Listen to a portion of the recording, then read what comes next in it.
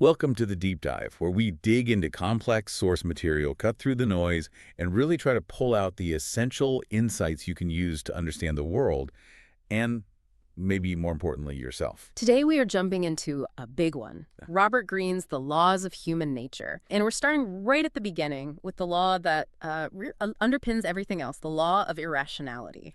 Okay, let's get right into that, because the core idea here is, well, it's a little tough to swallow. You, the listener, all of us, we kind of operate under this comforting illusion that we're in the driver's seat. That we're these conscious strategists carefully mapping out our lives. But Green just comes right out and says, look, you are mostly unaware of how deeply your emotions are running the whole show. It's a massive blind spot. We tend to think of rationality as, the default setting for an adult. But the sources are so clear on this. Rationality isn't something you're born with. It's a power, like a muscle, that you have to acquire and then deliberately train over and over. Because our default setting is more primitive. Decidedly. And that default setting is the real issue. Our emotions aren't just along for the ride, they're driving the car. And a lot of the time, they're driving it blindfolded. They push us toward ideas that just feel good. Things that soothe our ego. Things that confirm we're smart or that we're on the right side. Precisely. They make us hunt for any piece of evidence that confirms what we already want to believe and ignore everything else.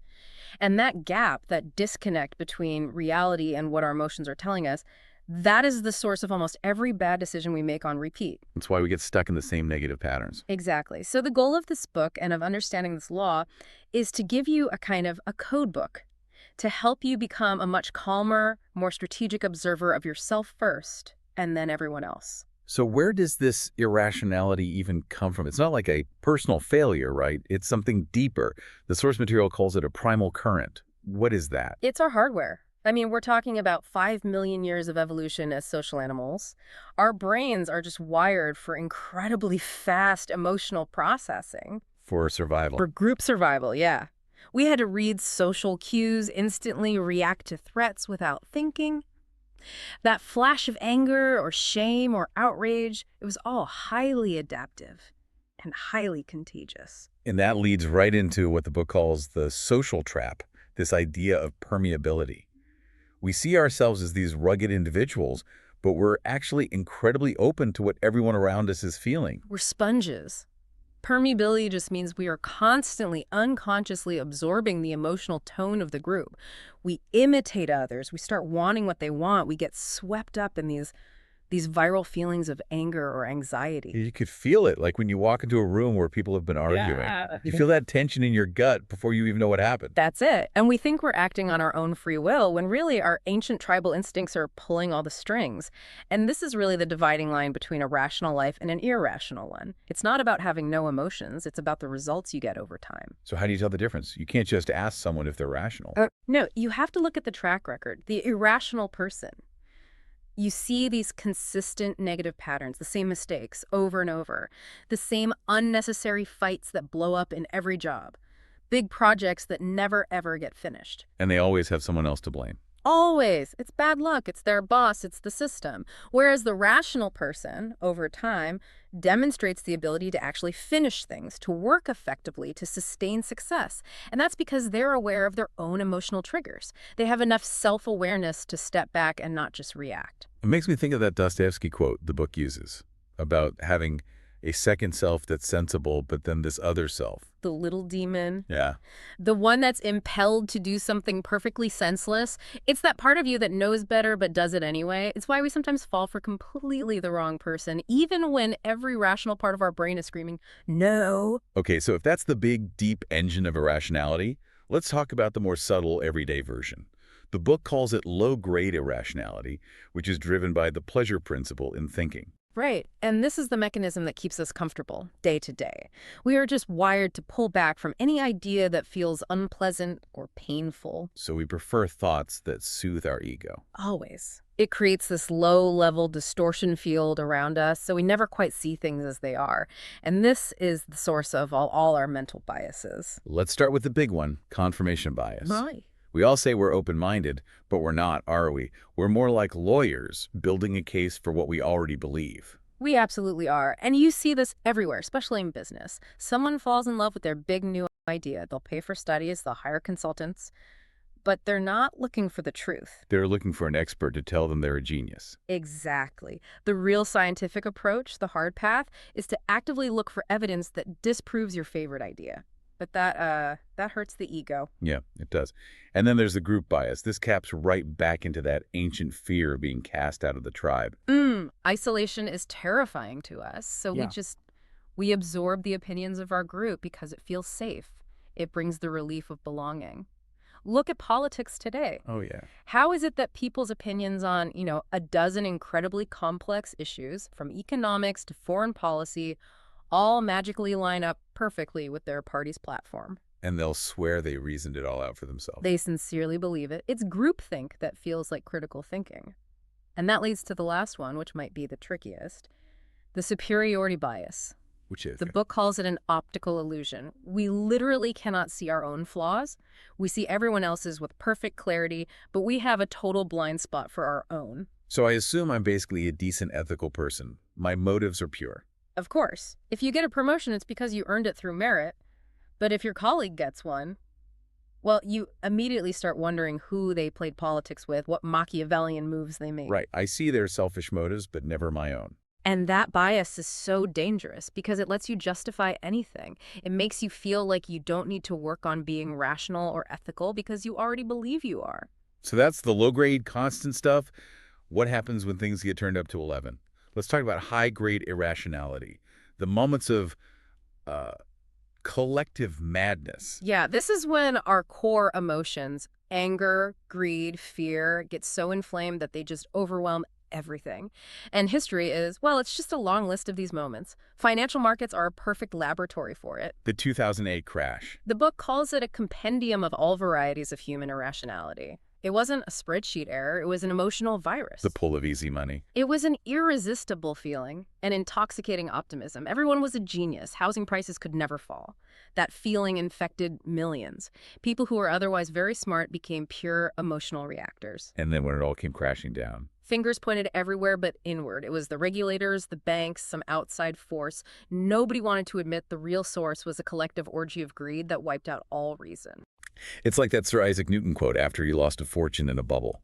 Something like, I can calculate the motion of heavenly bodies. But not the madness of people. It's timeless. And this is where we have to be careful. We like to think that with all our technology and data, we've somehow evolved past this. But we haven't. Not at all. Technology has just changed the form of irrationality. In some ways, it's made it worse. How so? Well, social media is basically permeability on steroids. It amplifies emotional contagions, viral outrage, mass envy. It all spreads faster and wider than ever before. And it lets us act out our worst impulses without consequence, our shadow sides. Exactly. And this environment is a goldmine for manipulators. Demagogues in media or politics, they thrive on it. They keep the emotional volume cranked up high with a constant sense of panic and urgency. They use these big, vague, loaded words, justice, freedom, patriotism, because those words hit you in the gut, not the head. They keep us in that reactive state so we can't think clearly. That's the entire strategy. Okay, so if we're wired for this, and our modern world is making it worse, what can we actually do about it? The book talks about cultivating our rational self, this inner Athena. It's a great metaphor. The inner Athena is that part of you that you feel in moments of calm and clarity. The goal isn't to kill your emotions. That's impossible and you wouldn't want to. The goal is balance. Where your emotional energy serves your thinking self instead of hijacking it. That's it. And it's a process. It's not a switch you flip. The source lays out 3 basic steps. What's step 1? Step 1 is just awareness. Deep awareness. You have to recognize your own personal brand of low-grade irrationality. What are your go-to biases? What moods skew your thinking? Keeping a journal can be huge here. When you make a big decision, write down what emotional state you were in. So you start to see your own patterns. Oh, whenever I'm feeling insecure, I make this kind of mistake. Exactly. Then, step 2 is understanding the high-grade stuff. Recognizing the warning signs when your emotions are getting inflamed and learning to hit the pause button before you act. Like a mandatory cooling off period. A 24-hour rule for any big emotionally charged decision. Don't send that angry email. Don't make that impulsive investment. Just wait. Let the emotional wave pass so Athena can actually get a word in. And the third step? is just the lifelong practice, the vigilance. You can look at historical examples. Yeah. People like Abraham Lincoln or Warren Buffett, they all share these common traits: a very realistic view of themselves, a devotion to truth even when it's ugly, and a kind of tolerance for the irrationality in other people. Let's make this practical. How would a rational versus an irrational person handle something messy, like a divorce with kids involved? The irrational person gets completely consumed by vengeance and power. Every decision is secretly guided by a desire to punish their ex, Yeah. and the child just becomes a weapon. It's disastrous. While the rational person, They manage to step back from the immediate hurt and ask the real question: what is in the best long-term interests of my child? That single shift in perspective is the inner Athena at work. It's about focusing on the bigger reality, not the immediate emotional storm. or even something as simple as hiring someone for your team. Oh, yeah. The irrational manager hires based on charm, or they hire someone who won't be a threat to their own fragile ego.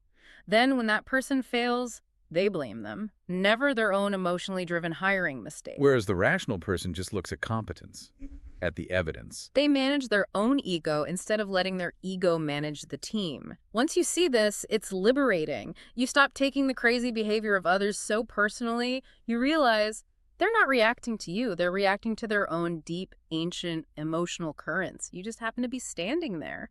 So refusing to grapple with this law just dooms you to repeat those patterns and to feel confused and helpless when you see them in others. Completely. Rationality is not a mass movement. It's something you, the individual, have to acquire through constant vigilance. Which brings us to our final provocative thought. Yeah, think about this. History moves in cycles of rationality and irrationality. The golden age of Periclean Athens, with all its logic and philosophy, was followed by an age of superstition and cults. The same thing happened after the Renaissance. The irrational just changes its clothes. It changes its fashion, but it never goes away. Today, we might not have literal witch hunts, but we have new digitally supercharged forms of mob justice and tribal outrage. So the final thought is this: if you feel superior to all this, if you think you're somehow immune to the cycle, That's a pretty sure sign. that is a sure and powerful sign that the irrational is at work inside you right now. You have to stay vigilant. A profound warning to end on. Thank you for joining us on the deep dive. We'll be back soon with more insights from the edges of human knowledge.